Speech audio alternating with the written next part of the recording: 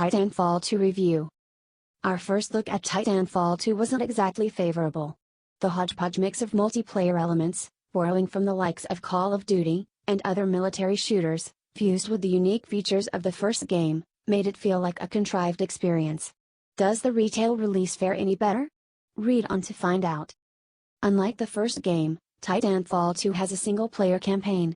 You take on the role of a common grunt for the Militia, one of the game's two warring factions, the other being the IMC.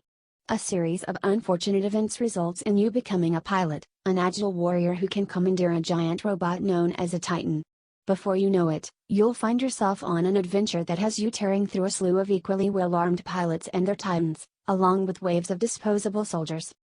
Without spoiling much, Titanfall 2's campaign is brilliant.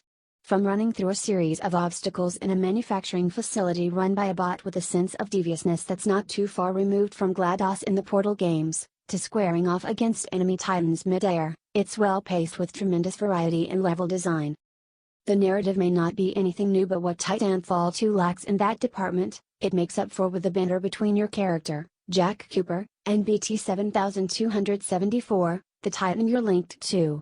It leads to some genuinely amusing dialogue, made more impactful by allowing you to choose your responses like in Mass Effect. Unlike EA's sci-fi role-playing game series though, your choices don't have an impact on the outcome of the game. There's an attempt at building the game's lore through its characters with the introduction of your Militia allies, IMC villains, and of course, mercenaries with their Titans for you to slay in battle. All are expertly voiced, particularly the mercenaries, and they all flesh out the game's setting and universe a fair bit, something the first game failed at poorly. However, all of this would be for naught if the actual moment-to-moment gameplay wasn't up to par. Whether you're on foot or in a robot, when compared to Titanfall 1, this game is on the slower side, though it is faster than what it was in the multiplayer open beta. Traversal on foot, be it wall runs or kicking into an enemy, has a gentler learning curve, and the extra time in air coupled with a generous double jump means negotiating the game's many chasms and obstacles feel like fun. Mirror's Edge Catalyst may have improved on how parkour should work in video games, but Titanfall 2 perfects it. So much so that it was as fun to play as a pilot as it was in a Titan. Speaking of which, running and gunning in a giant mech is enjoyable. More so in single player with a host of weapon loadouts at your disposal, allowing you to throw bullets back at your foes or simply hover in the air raining down one fiery salvo of missiles after another. Coupled with some expertly crafted AI, Titanfall 2 does a good job of ramping up the challenge regardless of how you play. With the multiplayer, however, if you loved the original Titanfall, then you will have reservations about the sequel. Despite a great single-player campaign that gives you enough time to come to grips with its unique controls, other issues are still present. The rodeo system, which allows pilots a fighting chance of taking on Titans, has been retooled. When you manage to find yourself on an enemy mech, there's little by way of gunning down its weak points. Instead, you're treated to a canned animation of either removing its battery or plopping a grenade in it.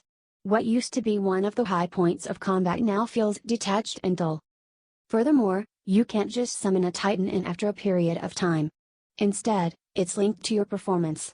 Kill more enemies on ground, and your reward is a giant robot that can wreak havoc, which is nice as it rewards skilled players but just makes the gap between novices and veterans wider.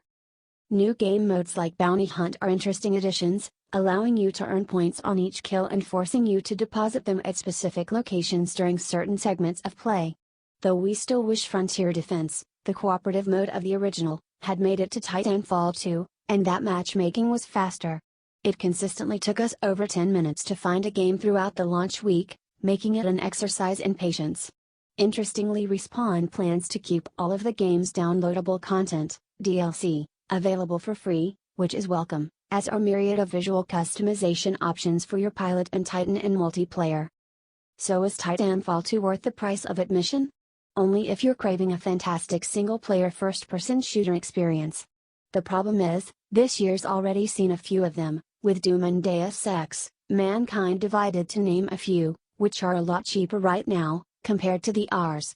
$4,299 asking price for this game. And in a post-Overwatch and Battlefield 1 world, finding a sustainable player base will be difficult in months to come. It's bad enough that it took us over 10 minutes to find a match on the PS4 during launch week even after switching servers to different regions.